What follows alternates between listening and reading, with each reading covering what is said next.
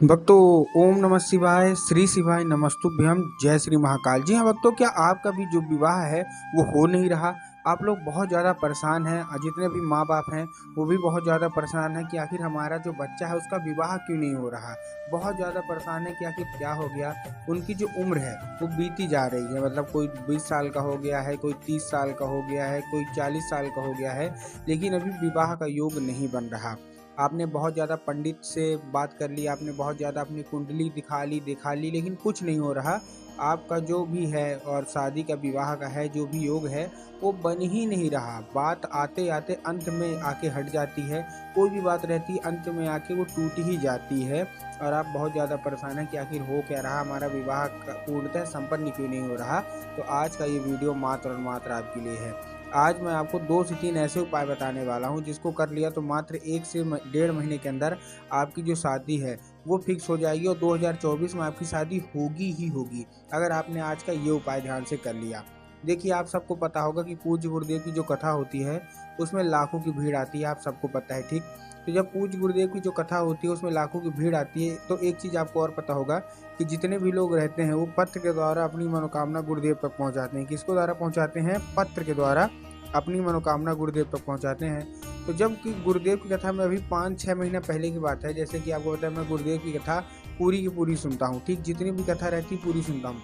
तो जब गुरुदेव की अभी 4-5 महीने पहले कथा थी और गुरुदेव की कथा हुई और मैंने देखा कि गुरुदेव की कथा में क्या है, बहुत सारे लोगों ने क्या था, पत्र के द्वारा अपनी मनोकामना गुरुदेव तक पहुंचाई। अब गुरुदेव की कथा में जब गुरुदेव ने पत्र पढ़े तो बहुत सारे अलग अलग क्या है मनोकामना थी सबकी। तो जब अलग अलग मनोकामना थी तो गुरुदेव ने फिर देखा तो ज़्यादातर लोगों की यही मनोकामना थी कि गुरुदेव हमारा जो बच्चा है और उसका शादी नहीं हो रहा। किसी था कि गुरुदेव हमारी जो बच्ची है उसकी शादी नहीं हो रही है, हम बहुत ज़्यादा परेशान हैं, कृपया करके कोई उपाय बता दें। तब गुरुदेव ने बताया कि 2 से 3 उपाय बता दिए गुरुदेव ने, ठीक? और जब 2 से 3 उपाय बताया और कहा केवल और केवल ये उपाय कर लेना, तुम्हारे घर का जो भी सदस्य है जिसका भी शादी का विवाह का योग नहीं बन रहा, केवल केवल ये उपाय कर लेना, उसका योग बनने लगेगा। जब गुरुदेव ने उपाय बताया तो लोग घर आए और घर आने के बाद ये उपाय किया। जब लोगों ने ये उपाय किया तो मात्र 1 से डेढ़ महीने के बाद गुरुदेव की कथा में वो लोग वापस पहुँचे। और जब वो गुरुदेव की कथा में वापस पहुँचे तो आप विश्वास नहीं करोगे, उन्होंने फिर से गुरुदेव को पत्र लिखा। लेकिन ये वाला जो पत्र था ये गुरुदेव को धन्यवाद के रूप में पत्र था कि गुरुदेव धन्य हो आपका, आपके द्वारा बताया गया उपाय हमने कर लिया है, हमारी सारी की सारी मनोकामनाएं भी पूरी हो गई है।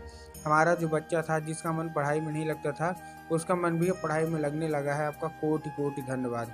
तो देखिए, अगर आपको भी जानना है कि आखिर ऐसा कौन सा उपाय है जिसको करने मात्र से जो बच्चे होते हैं वो पढ़ने लगते हैं, तो चलिए हम बताते हैं आपको आज की इस वीडियो में। लेकिन उससे पहले चैनल पर अगर पहली बार आए हैं और आवाज़ मेरी पहली बार सुन रहे हैं तो वीडियो को कर दें लाइक और चैनल को कर लें सब्सक्राइब, ताकि पूजनीय पंडित प्रदीप जी मिश्रा के रोज़ नए नए उपाय जो कि मैं उनकी कथा से सुनता हूँ, श्रवण करता हूँ, सबसे पहले मैं आपको प्राप्त करा सकूँ, ठीक? तो देखिए, जो हमारा सबसे पहला उपाय है ये उस उपाय में आपको करना क्या है, जितने भी लड़का या लड़की हैं जिनका विवाह का योग नहीं बन रहा, ठीक? अब आपको करना क्या है, इस उपाय में आपको देना है काली मिर्च और एक धतूरा। क्या देना है? उनको देना है, ठीक है? मतलब लड़के और लड़की से करवाना है। क्या करवाना है? आपको देना है 3 काली मिर्च और एक धतूरा, ठीक? दे दिए।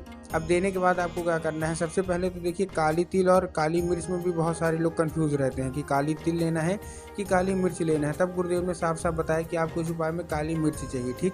ले लिया। लेने के बाद आपको एक धतूरा चाहिए। देखिए, जब आप धतूरा लेंगे तब आपको ध्यान रखना है कि धतूरा अच्छा होना चाहिए, कहीं से भी खराब या खंडित तो बिल्कुल भी नहीं होना चाहिए। बहुत सारे लोग धतूरा लेने में गलती क्या करते हैं कि वो धतूरा मतलब हरा की जगह मुरझाया हुआ धतूरा ले लेते हैं, बाकी सब ऐसे ही खराब धतूरा ले लेते हैं, तो आपको उससे बचना है, ठीक? आपने धतूरा ले लिया, काली मिर्च ले ली और आपको सीधे सीधे पहुंच जाना है कहाँ? सीधे सीधे पहुंचना है शिव मंदिर, ठीक? शिव मंदिर पहुंच गए। अब देखिए, शिव मंदिर पहुंचने के बाद दिशा बहुत जरूरी है कि दिशा कौन सी होनी चाहिए। तो आपको क्या करना है, दक्षिण दिशा में खड़े होना है, उत्तर की ओर चेहरा कर लेना है। अब देखिए, दक्षिण और उत्तर में बहुत ज़्यादा कन्फ्यूजन होती है लोगों की, दक्षिण कौन सा होता है, उत्तर कौन सा होता है, हमको थोड़ा क्लियर बताइए। तब गुरुदेव ने साफ साफ बताया है कि आप जिस भी शिव मंदिर जा रहे हैं उस शिव मंदिर का जिधर साइड जलाधारी होगा ना, आपको अपना चेहरा उधर साइड करके खड़े हो जाना है, ठीक? आप खड़े हो गए। अब खड़े होने के बाद आपको क्या करना है, जैसे आप खड़े होंगे, खड़े होने के बाद आपको श्रम्भेश्वर महादेव का नाम लेके, कौन से महादेव का बहुत ही सुंदर सा नाम है श्रम्भेश्वर महादेव, तो बस आपको चुपचाप श्रम्भेश्वर महादेव का नाम लेके उन्हीं का स्मरण करके आपको चुपचाप अर्पित कर देना है बस, और चुपचाप घर आ जाना है। पूज्य गुरुदेव कहते हैं कि विवाह का बहुत ही बड़ा उपाय है। जो कोई भी व्यक्ति विवाह का ये उपाय करता है ना, जो उसकी मनोकामना अवश्य रूप से पूरी होती ही होती है। ठीक, ये था हमारा पहला उपाय। अब जो दूसरा उपाय है वो भी लड़का और लड़की से ही करवाना है, जिनका भी विवाह नहीं हो रहा। ठीक, अब इस उपाय में आपको करवाना कैसे, देखिए आपको लेना है 11 लाल फूल। क्या लेना है, 11 के 11 लाल फूल ले लेना है। अब देखिए जब आप लाल फूल लेंगे तब आपको ध्यान रखना, देखिए सबसे पहले तो आप कोई भी लाल फूल ले सकते हैं। आप गुलाब ले लीजिए, गुड़हल ले लीजिए, जो भी आपका मन हो ना आप ले लीजिए फूल। ठीक, बस एक चीज़ का ध्यान रखना है कि एक किस्म का ही लेना है। मतलब अगर आप गुलाब का ले रहे हैं तो केवल और केवल गुलाब का ही लीजिए, गुड़हल का ले रहे हैं तो केवल और केवल गुड़हल का लीजिए।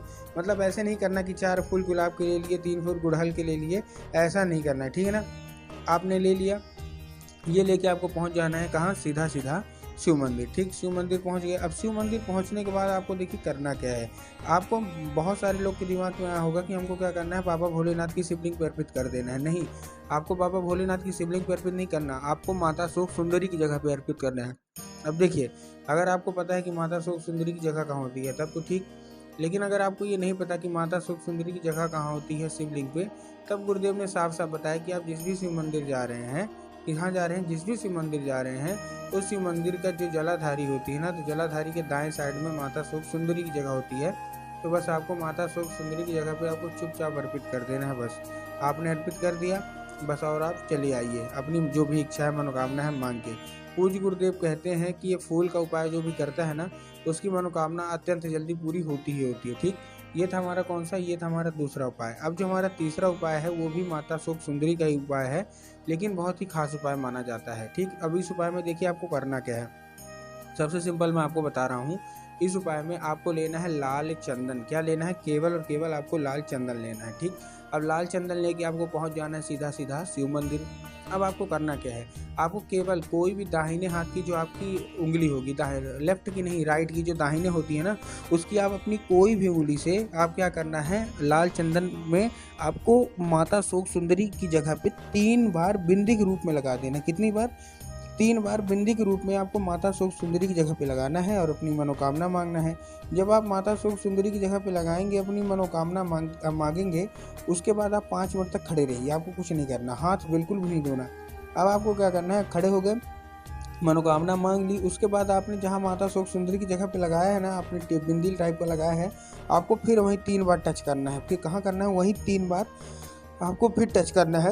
और टच करने के बाद उसको लेके अपना घर आ जाइए, हाथ बिल्कुल मत धोइए। जैसे आप घर आ गए तो आप जहाँ सोते हैं, तो जिधर साइड आपका सर रहता है ना, वो जो दीवार होगी, वही 3 बार टीका आपको फिर कर देना है। पूज्य गुरुदेव कहते हैं कि बिंदी के जरिए, चंदन के जरिए स्वयं माता अशोक सुंदरी आपके घर में मतलब आ जाती हैं और आपका मन चाहा विवाद होता ही होता है।